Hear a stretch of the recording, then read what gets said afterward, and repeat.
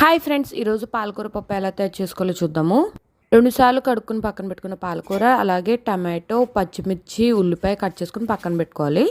Cooker తీసుకుని కుక్కర్లో oil పోసుకుని పాలకూర, టమాటో, ఉల్లిపాయ, పచ్చిమిర్చి, అలాగే కడుక్కుని పక్కన పెట్టుకున్న పప్పు, చిటికెడు పసుపు, తగినంత కారం వేసుకుని ఒక చిన్న గ్లాసుడు వాటర్ పోసుకుని స్టవ్ వెలిగించుకుని స్టవ్ మీద పెట్టుకుని కుక్కర్ విజిల్ పెట్టుకుని 2 విజిల్స్ వచ్చేంత వరకు ఉడికించుకోవాలి.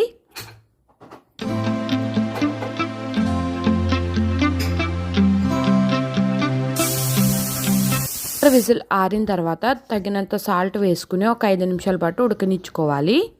మీద బాండి పెట్టుకుని దాంట్లో నెయ్యి వేసుకుని దాంట్లో వెల్లుల్లిపాయలు, జీలకర్ర, ఆవాలు, మినప్పప్పు, కరివేపాకు, ఎండుమిర్చి వేసుకుని ఒక 5 నిమిషాల పాటు వేగనిచ్చి ఈ తాలింపుని తీసుకెళ్ళి పప్పులో వేసుకోవాలి. అంతే, పాలకూర పప్పు రెడీ.